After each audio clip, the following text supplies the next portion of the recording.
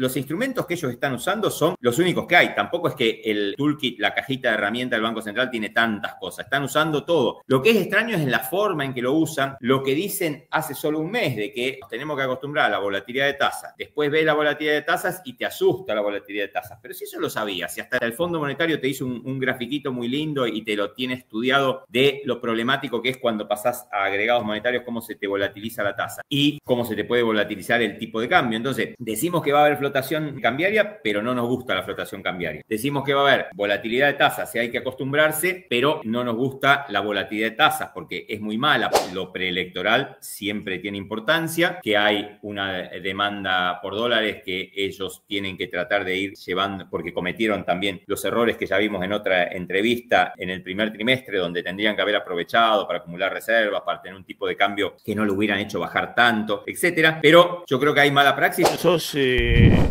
Bueno, hay un experto en política monetaria, fuiste director del Banco Central.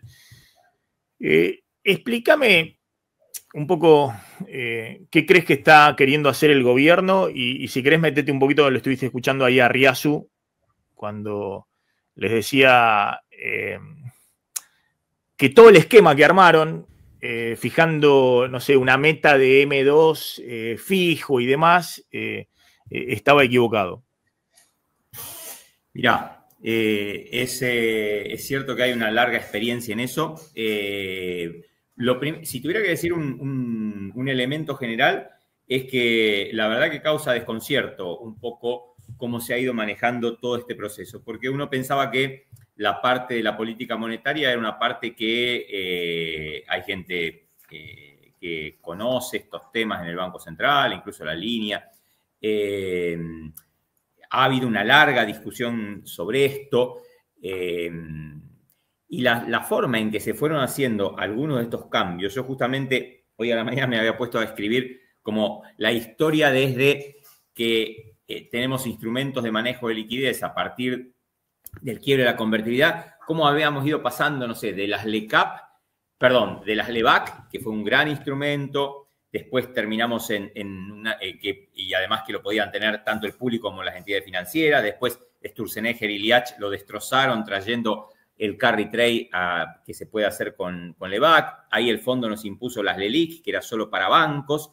Después las LELIC crecieron mucho, es cierto, por los déficits fiscales, por la emisión monetaria, en parte también en su momento por la compra de divisas. Después el gobierno las demonizó, sobre todo Milei más que nada. Entonces hubo que hacer toda una transformación forzada porque parecía que era muy grave el déficit de cuasi fiscal, cuando en el consolidado del Estado es lo mismo que el déficit lo tenga el Tesoro, que lo tenga el Banco Central. Lo único que había ahí era un agente distinto que siempre ha pagado más barato y ha tenido más credibilidad que el Tesoro porque nunca entró en default, ¿no? Entonces pasamos de las LELIC a las LEFI y después que seguían siendo para bancos, pero era del Tesoro, es decir, la política monetaria la hacía el Tesoro, con pesos que absorbía y los depositaba en el Banco Central, y ahora pasamos a un instrumento de vuelta como las LECAP, donde otra vez vuelve a estar el público general mezclado con los bancos. Es decir, hicimos una especie de U,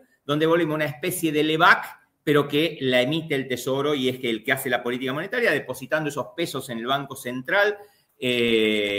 O sea, un esquema muy tortuoso. En el medio se hace esta transformación, fue muy mal hecha, como explicaba muy bien Arriazu. En el medio cambia el régimen cambiario también, entonces de un crawling peg pasamos a un modelo de bandas bastante amplias y un esquema monetario que le llamamos de agregados monetarios. Es un viejo conocido de Argentina, nosotros lo hemos tenido en la época de Redrado, en la época de Marco del Pont, es decir, el Banco Central argentino siempre tuvo y son estudios que hemos hecho nosotros, una preferencia por el M2 transaccional. Y los han seguido actualizando porque hay gente responsable en el banco, en la parte de investigación económica, pero también siempre supimos, y eso te lo puede decir Redrado, Lacunza, Marco, distintas personas con las que tuve la suerte de trabajar, que es una cosa recontravolátil. Y es además una estimación que ya de por sí hacer estimación econométrica es sobre la historia, porque la econometría, vos sabés, tomás los últimos 10 años, 5 años, le metés una serie de instrumentos. Eso es inestable en todo el mundo, esa estimación. Imagínate la estabilidad de esa estimación en Argentina para decir, este es el M2. Y como bien decía Riasu, lo que estás queriendo calcular es, esta es la demanda que hay de pesos transaccionales. Pero para colmo, no quiero saturar con temas técnicos. Pero perdóname, el M2 es la base monetaria, es decir, los pesos en circulación, más los depósitos a la vista, caja de ahorro y cuenta corriente, no remunerados. No, más los pesos que tienen encajados los bancos en el central. Los bancos en el Banco Central. Ahora, si eso crece, Arriazu te dice, es la demanda monetaria. Vos estás tratando de capturar eso. ¿Cuál es la demanda monetaria? Porque se supone que vos a eso le acomodás la oferta. Y para eso existían los instrumentos de esterilización. Es decir, si vos detectabas que en tus estimaciones de demanda monetaria, que tienen mucha estacionalidad, y eso más o menos el Banco Central lo conoce, el Banco Central sabe que el 15 de junio hay un pico de demanda y que en torno entre Navidad y el 10 de enero te quedás cortos de pesos y después todos esos pesos te vuelven. Entonces, para eso vos tenés que tener una serie de instrumentos que sean muy dúctiles en términos de, en ese momento libero todo y no renuevo en ese momento las LELIQ o las LEVAC o los pases, y después salgo a absorber, ¿no? Para que los bancos puedan darle el dinero liquidez más o menos estable. Sí.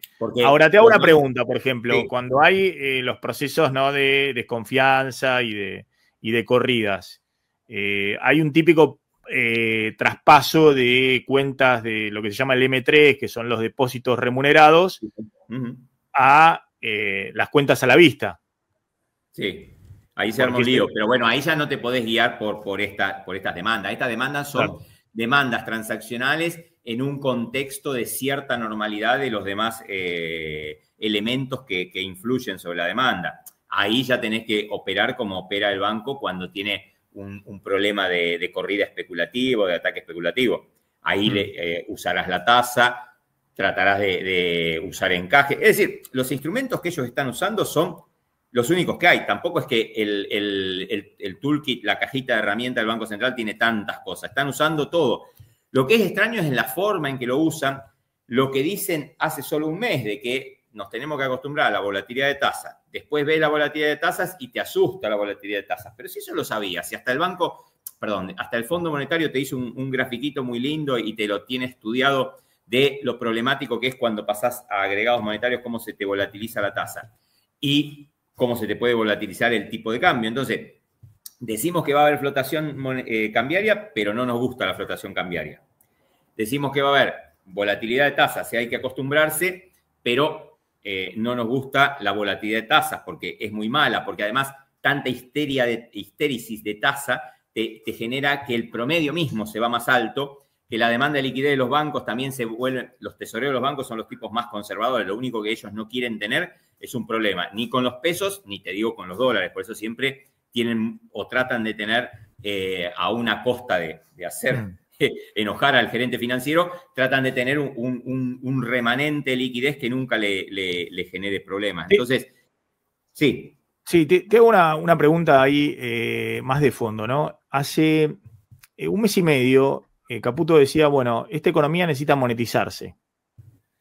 Con dólares, dijo... Punto Anker le llamaron. Y con pesos, claro. Y dice, bueno, de hecho para eso hizo toda la movida de que el Banco Central le transfiera al Tesoro 12 billones de pesos. Y decía, bueno, si no se renueva deuda en pesos, y bueno, es que hay una mayor demanda de dinero, digamos, ¿no? La economía crece, hay más transacciones, más salarios, las empresas, bueno, hay gente pidiendo crédito, entonces esa era la forma de liberar pesos en la economía, porque bueno, era una demanda de pesos porque la economía estaba creciendo. Entonces, ¿y qué pasó? Bueno, lo que pasa es que la demanda de dinero entre los determinantes que vos tenés cuando haces esa regresión, es probable que la tasa y la volatilidad de la tasa sea un determinante. ¿Qué quiero decir? Que a mayor volatilidad de la tasa, si vos tenés un escenario de tranquilidad donde la tasa siempre oscila muy poquitito, bueno, vos estás tranquilo con la cantidad y la liquidez con que vos administrás tu negocio, tu banco, tu empresa. Si hay una volatilidad de tasas muy grande, bueno, vos ahí vas a tener una preferencia por estar un poco más líquido, porque de alguna forma, si te agarra un momento descalzado, imagínate una empresa que estaba con la liquidez con lo justo y un día le toca una tasa que le cobran 33 y va el tesorero a renovar eso a la semana que viene y le cobran 45, 50. Entonces, vos decís, no, tengo que hacer una programación de liquidez completamente distinta. Entonces, ahí es el elemento que a mí me parece que la volatilidad de tasas generó un efecto muy importante sobre Pero te pregunto de nuevo, ¿hay un problema de que están tocando mal los botones en el tablero de la política monetaria, o hay el problema típico en las campañas electorales de Argentina con alta incertidumbre, con escenario binario, que es tasa versus dólar? Que están tocando mal los hay un botones. proceso, bueno, de dolarización de cartera, más la demanda de que consideran que el dólar está atractivo, más lo viaje al exterior, más el atesoramiento, no sé qué, y bueno, y entonces, y el gobierno lo que dice Arriazu, que dice, digan lo que digan, la prioridad número uno es que no se escape el tipo de cambio. Pero está muy bien. Entonces, y yo creo porque te lo pregunto, porque si alguien bajara, no sé, de un plato volador y ve cómo funcionan, no sé, el resto de los países, dicen, che, esto están queriendo enfriar la economía. Porque consideraron que la economía venía creciendo muy fuerte y la están queriendo enfriar, porque el instrumento de la tasa es el típico instrumento o para calentar un poquito la economía bajando la tasa o no. Yo creo que hay mala praxis. Lamentablemente en eso, obvio que tenés razón, que lo preelectoral siempre tiene importancia, que hay una demanda por dólares que ellos tienen que tratar de ir llevando, porque cometieron también los errores que ya vimos en otra entrevista en el primer trimestre, donde tendrían que haber aprovechado para acumular reservas, para tener un tipo de cambio que no lo hubieran hecho bajar tanto, etcétera. Pero yo creo que hay mala praxis porque vos ves que todo el tiempo en estos 2 meses, si haces un recorrido por las medidas que se han tomado, los anuncios que se han tomado, quién hace los anuncios, en el momento en que se hacen los anuncios, un día un director del Banco Central te anuncia cosas del Tesoro, después viene el ministro o el secretario y te anuncia cosas del Banco Central. Hoy mismo salió Caputo a explicar la política monetaria nuevamente, no el Banco Central, y vuelve a reflotar la idea de la base monetaria amplia como referencia y a ningunear y a decir que realmente M2 es algo completamente irrelevante, cuando en realidad en el acuerdo con el Congreso, con el Fondo Monetario, se habla de M2 como una referencia. No, yo creo que en esto ha habido muchas idas y vueltas, que creo que Arriazu en parte decía esto, y que ellos tendrían que haber pensado que era mejor tener un esquema estable y afrontar con esos instrumentos los desafíos que iban a tener de mayor demanda de dólares para eventualmente una corrida, ¿no? Ahora están usando todos esos instrumentos, pero en un contexto donde se han desgastado mucho y han generado, tanto en los bancos como en el sector privado, mucha desconfianza en cómo se maneja la liquidez. Imagínate los bancos. Le vas subiendo los encajes, primero en forma retroactiva, después le decís que la forma histórica como se calcularon no se van a calcular más así, que le vas a poner una multa más alta, que nunca más va a haber encajes remunerados y después le vas a dejar hacer encajes remunerados, que no va a haber ventanilla de liquidez porque los bancos van a ser capaces de crear un mercado interbancario bastante fluido y resulta que no se prestaban entre ellos. O sea, da la sensación de que hay poco diálogo con los bancos, cosa que es una cosa extrañísima. Y que hay, a veces pareciera hasta un exceso en algunos de purismo teórico. Dijeron, bueno, no, si vamos a agregados monetarios, todo lo demás va a flotar. Eso no funciona así en Argentina. Está bien. Está bien. No, te lo preguntaba para hacer el enganche con la economía real. Yo conté el caso de justo el día, creo que el viernes, cuando hicieron el cambio de la eliminación de las LEFI, que la tasa de caución se fue al 12% o al 15%. Contaba que una empresa importante, que tenía que pagarle a un proveedor importante, y que si no cubría ese fin de mes una factura, no me acuerdo cuánto eran, sin 2, 3 millones de dólares, si no le cubría la factura, el proveedor le cobraba una tasa nominal anual de, creo que el 50-55%. Entonces, bueno, vendió dólares y puso y cubrió la factura, ¿no? Pero justo después ahí no sé, el gerente general vio que había caído la caución y hizo un mal negocio, digamos, ¿no? Porque le convenía pagar la multa. Claro, le convenía financiarse ahí, pedir dinero a un día, pero bueno. Yo creo que va a tener. Lo que quiero decir es que con tasas altas, bueno, es una forma de que también las empresas, los particulares y demás, si tienen que pagar cuenta, lo que fuera, escupan los dólares. Bueno, estamos viendo eso, ¿no? Es probable que haya una parte en que vas a escupir los dólares, pero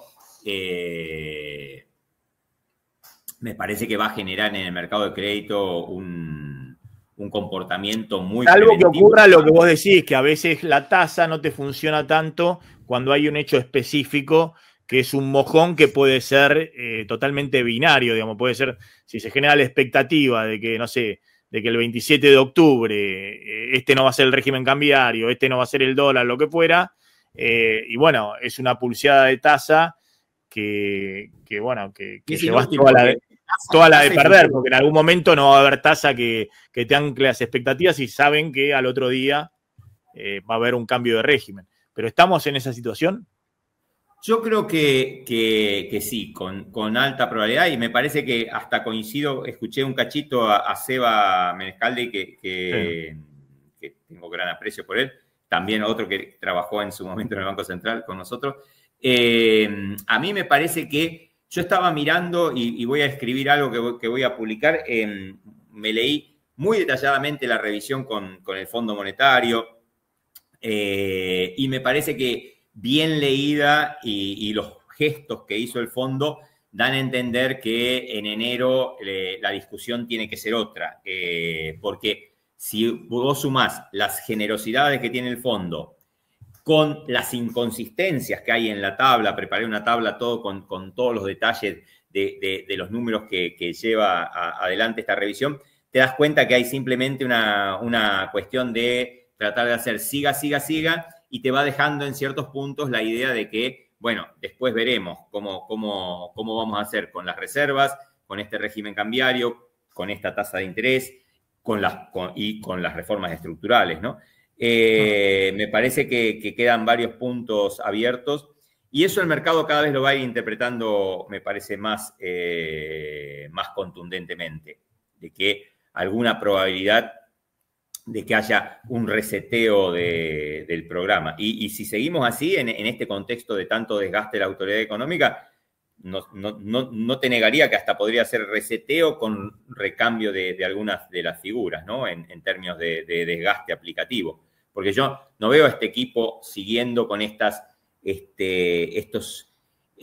malas praxis que después tenga tanta credibilidad para decir, bueno, ahora sí vamos a hacer este acuerdo con el fondo, conseguimos los 6.000 millones de dólares que faltan y además postergamos los pagos que vienen del acuerdo de Guzmán.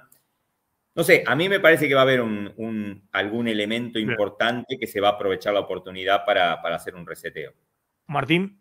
Sí, Jorge, estábamos hablando, viste, vos estabas escuchando ahí con Sebastián Menescaldi del tema de los agregados monetarios y la tasa. Entiendo que si la tasa está muy alta en las licitaciones y en el mercado secundario porque hay poca liquidez, entonces los bancos o toman cauciones en subir la caución o venden los bonos para hacerse liquidez, caen los precios de los bonos y se sube la tasa. Y cuando van a la licitación, como quieren aferrarse a la poca liquidez que tienen, bueno, quieren mucha tasa para entregarla porque si no, no le entregan. Entonces eso me daría a pensar que hay pocos pesos, ¿no? Que hay poca liquidez. Pero por otro lado veo que el Tesoro todo el tiempo, no, hay que absorber más, pongo otra licitación. ¿Hay mucha liquidez o hay poca liquidez? Debe haber liquidez segmentada, porque es cierto, si Lo que pasa es que ahí la tasa tan alta es un tesoro pagando una tasa exorbitante para tratar de absorber con instrumentos que tal vez con un instrumento del Banco Central sería mucho más barato, ¿no? Pero evidentemente esa liquidez está segmentada y no logran que ese sistema financiero sea lo suficientemente fluida la liquidez de un lado a otro, y entonces tenés estos problemas de que hay bancos que quieren quedarse con más liquidez, el Tesoro está preocupado porque no haya pesos, ellos consideran que eso es uno de los instrumentos que tienen, ¿no? Secar el mercado, una tasa muy alta correspondiente con esto y además los futuros. Me parece que ese es el contexto. Lo que hay en el mercado es una confusión generalizada por este cambio que, bueno, fue hecho, como decíamos, con una mala praxis. E incluso no sé la necesidad que había de hacerlo justo en este momento, que es lo que vengo diciendo, ¿no? Si no podían haber seguido con el esquema de las LEFI. Pero bueno, todo eso ya pasó. Ahora están en el baile y tienen que tratar de ir acomodando. Y en eso lo que hacen es ir con todo. Ahora, el ir con todo es que vas haciendo y generando tremendos problemas, sobre todo en el mercado de crédito. Imagínate, ahora le volvés a subir los encajes a los bancos. Con la idea de que además la economía se está enfriando, eso no cabe duda, la morosidad está creciendo, entonces me parece que el sistema financiero, de ser la estrella en el 2024, ahora está en una situación muy complicada. O caminando, caminando en una situación complicada. Sí. Ahí no llegamos, pero todos los datos de empleo, de salario real, todo que venía recuperando, está así en los últimos meses. Y obviamente los motores de la recuperación, que era todo el tema auto, bienes durables, todo eso, seguramente todo lo que dependa de crédito también se va. Sí, además, Amílcar ayer creo que mostraba hasta caída en el empleo en minería e hidrocarburos. Ahora vamos a hablar de eso, pero me parece que tiene que ver con otra cosa. Ahí vamos a hablar con un experto en el sector que tiene que ver con el tema de los pozos. Menos mal, lo voy a escuchar porque la verdad que me quedé choqueado, porque yo me esperaba un número no grande, porque eso nunca va a mover el amperímetro, pero siempre positivo. Brevemente, ¿no? Los prejuicios del dinero, Money Mischief de Friedman, ¿no? Esto me lo regaló Javier Friedman en ese momento, me dijo. El gran Javier Friedman. Exactamente. Que sos profesor de finanzas, ¿no? El tema, y busco la frase que ayer nos decía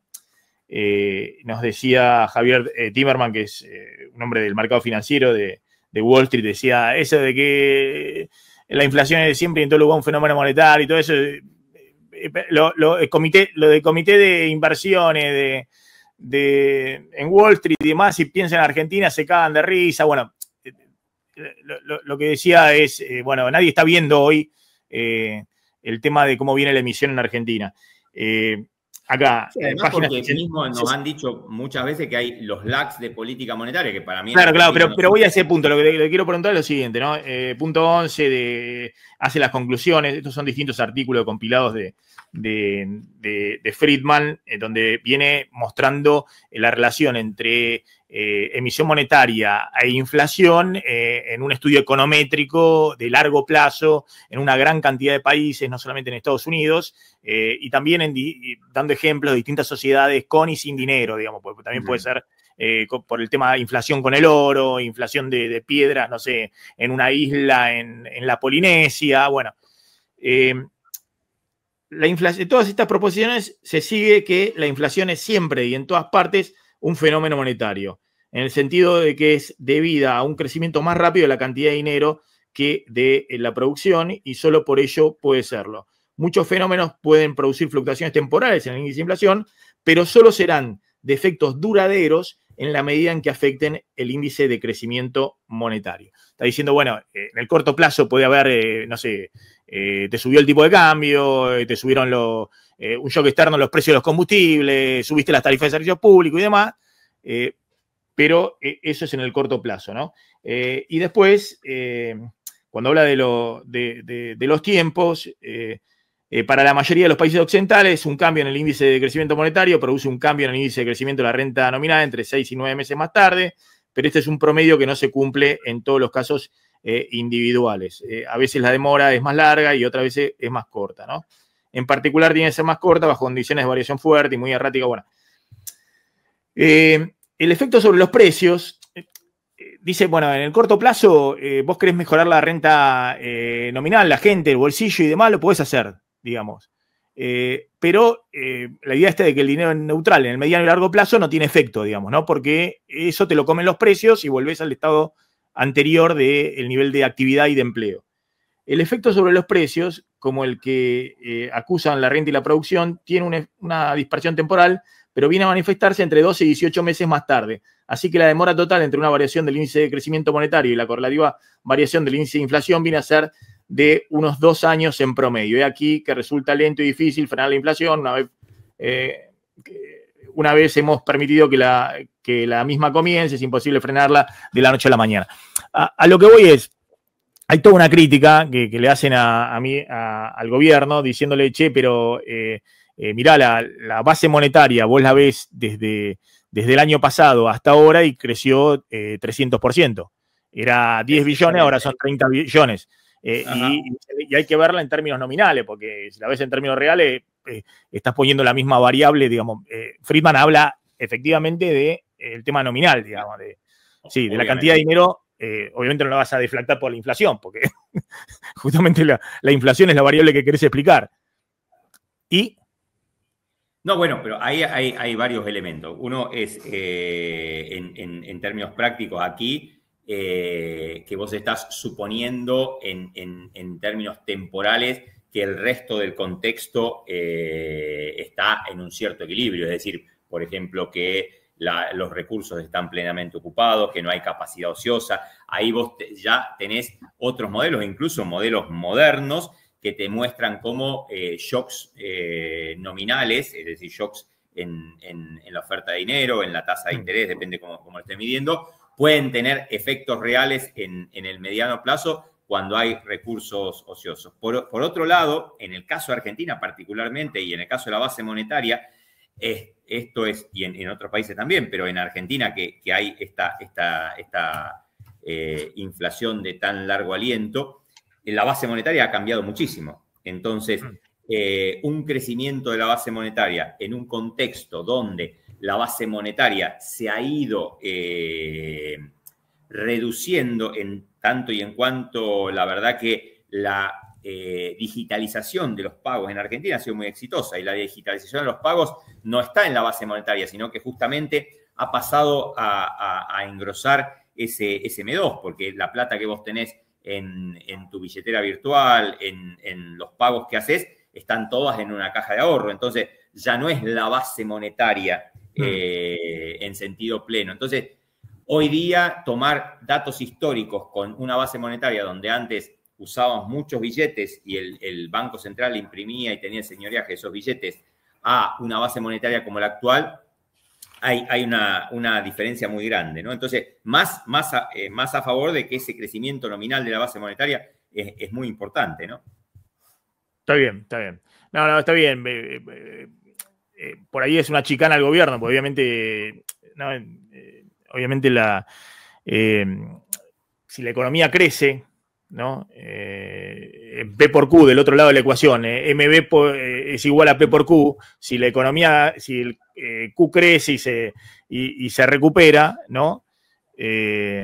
Bueno, también tiene que crecer M, digamos, la cantidad de dinero, porque si no... Aún en la teoría cuantitativa eso funciona así, y suponiendo la velocidad de circulación estable, porque obviamente ese también es un tema, aún en este esquema de usar la teoría cuantitativa, la velocidad a la que circula y cómo funciona es bien importante, ¿no? Por eso me refería a cómo se está pagando, cuánto de la base monetaria se usa para hacer transacciones.